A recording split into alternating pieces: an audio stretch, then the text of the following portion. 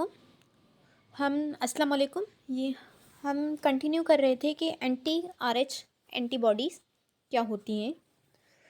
इसके बारे में मैंने आपको बताया था, ये बेसिकली प्रोटीन्स होती हैं जो आरबीसीज रेड ब्लड सेल्स के ऊपर प्रेजेंट होती हैं। It use to indicate whether the blood of two different people is compatible when mixed. Rh factor हमें ये बताता है कि अगर हम दो पर्सन का ब्लड आपस में मिलाते हैं तो इसका क्या असर होगा या इससे क्या होगा। Such as a blood of mother and her baby at birth, जैसे कि माँ और बच्चे का ब्लड मिलता है during pregnancy. An expecting mother is R H negative and her baby is R H negative. For suppose कि एक मदर है, उसका blood group R H negative में, चाहे वो ए नेगेटिव हो बी नेगेटिव हो, और उसका बेबी भी है आर एच नेगेटिव है। अब यहाँ पर तो कोई प्रॉब्लम कॉज नहीं होगी क्योंकि मदर और चाइल्ड दोनों सेम ग्रुप के। सपोज करें कि मदर जो है नेगेटिव ग्रुप की है और बेबी जो है पॉजिटिव है, तो अब यहाँ पे क्या होगा कि जो मदर है वो एंटी डी बॉडीज़ प्रोड्यूस करेगी। किसके अगेंस्ट? आर एच पॉजिटिव के अगेंस्ट। जो बेबी का ब्लड ग्रुप बन रहा है वो जो मदर के लिए ब्लड ग्रुप होगा वो फॉरेन होगा, मतलब मदर नेगेटिव में है और बेबी पॉजिटिव में, तो बेबी कहाँ डेवलप होगा? मदर के अंदर, और बेबी का ब्लड ग्रुप होगा पॉजिटिव। सो ये पॉजिटिव वाला मदर के लिए फॉरेन पार्टिकल है और इसके खिलाफ अब ये मदर की बॉडी एंटी डी बॉडीज़ बनाएगी कि ये ब्लड ग्रुप वाला पर्सन हमें नुकसान पहुंचाने वाला है। The R H factor is also use to determine the important in blood donation and transformation. जो आर एच का फैक्टर है ये इसलिए भी इम्पॉर्टेंट होता है कि हम समटाइम किसी को ब्लड डोनेट करते हैं या ट्रांसफ़र करते हैं, तो इसके लिए भी हमें आर एच टेस्ट करवानी चाहिए कि इधर ये पॉजिटिव है या नेगेटिव है। नेगेटिव है तो नेगेटिव का नेगेटिव को लगेगा और पॉजिटिव का पॉजिटिव को। Those with R H negative factor will produce antibodies. जो आर एच नेगेटिव होंगे, मतलब जिनके अंदर रेजिस्ट फैक्टर होगा आरबीसीज के ऊपर, वो एंटीबॉडीज़ प्रोड्यूस करेंगे। Therefore some with R H positive can receive both R H and R H transformation. अब जो है आर एच नेगेटिव वाले, मतलब जिसके अंदर रेजिस्ट फैक्टर है, वो जो है एंटीबॉडीज़ प्रोड्यूस करेगा, और जिनका ब्लड ग्रुप पॉजिटिव में है वो नेगेटिव वाले से भी ब्लड ले सकते हैं और पॉजिटिव वाले से भी ले सकते हैं। मगर जिनका नेगेटिव है वो सिर्फ नेगेटिव वाले से लेंगे क्योंकि नेगेटिव वाले एंटीबॉडीज़ बनाते हैं। सो नेगेटिव के अंदर जब पॉजिटिव जाएगा तो वो इसके खिलाफ रिएक्शन कॉज करेगा और पर्सन की डेथ भी कॉज हो सकती है। मगर जो पॉजिटिव वाला है वो दोनों से रिसीव कर सकेगा क्योंकि पॉजिटिव के अंदर एंटीबॉडीज़ नहीं बनेगी, और एंटीबॉडीज़ नहीं बनेगी तो इट मीन्स कि वो रिएक्शन कॉज नहीं करेंगे। What is codominance? Codominance is a form of inheritance wherein the allele of a gene pair in a heterozygous are fully expressed. As a result, the phenotype of the offspring is a combination of the phenotype of the parent. Thus, the trait is neither dominant. को मतलब दोनों। Codominance में क्या होता है कि आपके जो अलील्स हैं जीन के ऊपर वो खुद को फुली एक्सप्रेस नहीं कर पाते, मतलब ना रेसेसिव वाला खुद को शो करेगा ना डोमिनेंट वाला शो करेगा। होंगे दोनों हेट्रोजाइगस कंडीशन में, इस कंडीशन में, मगर ना ये खुद को शो करेगा ना ये करेगा। इसको कहते हैं codominance. But the phenotype of the offspring is the combination of the phenotype of the parent. मगर रिजल्ट क्या निकलेगा कि वो कॉम्बिनेशन पैदा करेंगे। इट मीन्स कि इसने भी थोड़ा सा खुद को एक्सप्रेस किया और इसने भी थोड़ा सा खुद को एक्सप्रेस किया, मीन्स ना फुली अपने आप को एक्सप्रेस नहीं करेंगे बल्कि दोनों का मिक्सचर बनेगा, तो उसको हम कोडोमिनेंस कहते हैं। जैसे कि आप इस बफेलो या काऊ में देख लें कि पेरेंट्स हमारे पास एक है वाइट और एक है रेड बुल। वाइट और रेड बुल का जब ऑफस्प्रिंग प्रोड्यूस हुआ तो ऑफस्प्रिंग में दोनों कलर्स थे, ब्राउन भी था कंप्लीट और वाइट भी था। बॉडी वाइट थी और उस पर ब्राउन पैचेस थे। इट मीन्स वाइट ने भी खुद को शो किया और रेड ने भी खुद को शो किया। वाइट बुल और रेड बुल जब ऑफस्प्रिंग प्रोड्यूस हुए तो उन्होंने दोनों कलर्स शो हो इसमें, R white and R small means brown colour. और जो ऑफस्प्रिंग प्रोड्यूस हुआ उसको कहा उन्होंने roan, means it is a mixture of both parents. तो ये कहलाता है हमें हमारा कोडोमिनेंस, जिसमें कोई भी डोमिनेंट ना हो, कोई भी रेसेसिव ना हो, बल्कि खुद को दोनों एक्सप्रेस करें, तो हमारा कोडोमिनेंस कहलाता है।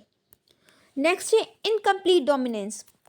Incomplete dominance is when a dominant allele or a form of gene does not completely mask the effect of recessive allele, and the organism resulting physical appearance show as a blending of both allele. अब incomplete dominance में क्या होता है कि हमारा जो dominant gene है या अलील है वो इसके ऊपर कंप्लीटली असर नहीं करता या कंप्लीट हावी नहीं होता, बल्कि एक इंटरमीडिएट कलर फॉर्म हो जाता है। इनकम्प्लीट इस वजह से कह रहे हैं क्योंकि ये इनकम्प्लीट कलर फॉर्म हो जाता है। ना वाइट खुद को कंप्लीट शो कर पा रहा है, ना रेसेसिव खुद को कंप्लीट शो कर पा रहा है, बल्कि एक इंटरमीडिएट कलर हो रहा है। कंप्लीट कोडोमिनेंस में क्या था, दोनों खुद को शो कर रहे थे, और इनकम्प्लीट में ये होगा कि एक इंटरमीडिएट कलर फॉर्म होगा। इसकी एग्जाम्पल ये है कि it is also called a semi dominance और पार्शियल डोमिनेंस। इनकम्प्लीट डोमिनेंस एक प्लांट्स में इन्होंने ऑब्जर्व किया जिसको 4 o'clock प्लांट कहा जाता है। उन्होंने क्या किया एक्सपेरिमेंट में कि एक रेड फ्लावर्स लिए और एक वाइट फ्लावर्स लिए, हेट्रोजाइगस प्लांट्स थे, मतलब इस कंडीशन में या इसमें। तो जब इन्होंने उनकी ब्रीडिंग करवाई रेड और वाइट की, तो ऑफस्प्रिंग जो प्रोड्यूस हुआ वो था पिंक। अब पिंक ना वाइट है ना रेड है, बल्कि पिंक और रेड का मिक्सचर, पिंक और रेड और वाइट का मिक्सचर क्या है, पिंक। कि आप रेड कलर में अगर वाइट मिक्स कर दे, ऐड कर दे, तो वो पिंक बन जाता है। So same as it is यहाँ पर इनका रिजल्ट आया कि एक जो है डोमिनेंट जीन जो था उसने रेसेसिव के ऊपर कंप्लीट इफेक्ट नहीं किया, बल्कि एक इंटरमीडिएट कलर शो किया। इसको कहा जाता है सेमी डोमिनेंस या पार्शियल डोमिनेंस। क्या था कि रेड फ्लावर्स लिए और वाइट फ्लावर्स हेट्रोजाइगस में, और उनका फिनोटाइप क्या निकला, pink colour. Blended intermediate mean centre, बीच की चीज़। What is variation and their causes. Variation as can be defined as any difference between the individual in a species or group of an organism of a species. Variation कहते हैं changing को, difference को। हम देखते हैं कि siblings आपस में डिफरेंट हैं, ग्रैंड पेरेंट्स डिफरेंट थे, फादर चाचू हमारे या सिबलिंग्स इनमें सब डिफरेंट होते हैं स्पीशी टू स्पीशी। तो वेरिएशन को हम यही कहते हैं कि जो डिफरेंस होता है इंडिविजुअल के बीच में या ग्रुप ऑफ ऑर्गेनिजम्स के बीच में, ये कहलाता है वेरिएशन। अब वेरिएशन के काफ़ी सारे फैक्टर्स हैं, उनकी काफ़ी सारे कॉजेज़ हैं, वजह हैं। पहले है environmental variation, development of muscle और loss of body part during accident. Environmental variation कहते हैं जो हमें वेरिएशन एनवायरनमेंट से मिली हो, माहौल से मिली हो। जैसे कि हम वो चेंजिंग जो हम ड्यूरिंग अपनी लाइफ में आए, जैसे सम टाइम हम पतले होते हैं, अब एक्सरसाइज करके जिम करके हम अपनी मसल्स वगैरह बनाते हैं तो हमारी मसल्स बन जाती हैं। तो अब ये मसल हमारी चेंजिंग थी, वेरिएशन थी, मगर वो एनवायरनमेंट से हमने ली। अब ये मसल जिस पर्सन के अंदर बनी, वो जब ऑफस्प्रिंग प्रोड्यूस करेगा उसके अंदर वो चीज़ नहीं होगी। ऐसी वेरिएशन जो हमें एनवायरनमेंट से मिले वो हमारी जेनेटिक वेरिएशन में नहीं आती। इट मीन्स वो आगे नस्लों में ट्रांसफ़र नहीं होती।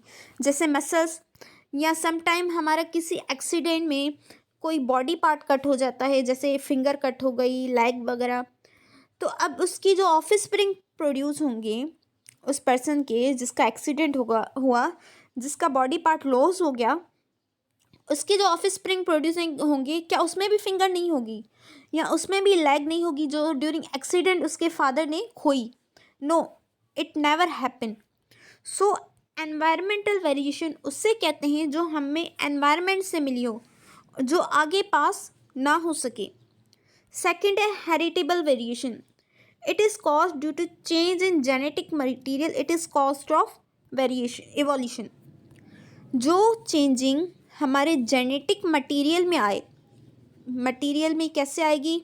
समटाइम म्यूटेशन हो जाती है हमारे जीन्स के अंदर, क्रोमोसोम के अंदर, कोई डिफेक्ट हो जाता है जीन्स के अंदर, तो चेंज आ जाती है। या क्रॉसिंग ओवर में हमारी changing, during crossing over sometimes segments हमारे सही तरह से शिफ्ट नहीं हो पाते, जैसे ये यहाँ पे लगना था यहाँ पे लग गया, या ये यहाँ पे लगना था तो यहाँ नीचे लग गया, तो इस वजह से एबनॉर्मल पर्सन भी प्रोड्यूस हो सकता है। समटाइम ये चेंजिंग हमारे लिए बेनिफिशियल होती हैं, हमारी वेरिएशन करवाती हैं। सो ऐसी वेरिएशन जो आगे पास हो उसको हम कहते हैं हेरिटेबल वेरिएशन, जो हमारे जेनेटिक मटेरियल में आए, और यही वेरिएशन एवोल्यूशन का कॉज बनती है। इसी वजह से एवोल्यूशन होती है। एवोल्यूशन मीन्स हर स्पीशी एक दूसरे से डिफरेंट है। जैसे हम कहते हैं लाइन किसकी, जो कैट है हमारी, उसके आवाज़दार जो है वो लाइन है। वो क्यों कहते हैं? क्योंकि ये कैट इसी से, लाइन से ही इवॉल्व हुई है। मीन्स लाइन में चेंजिंग आती गई और कैट प्रोड्यूस हुई। सो ये एवोल्यूशन कैसे आई?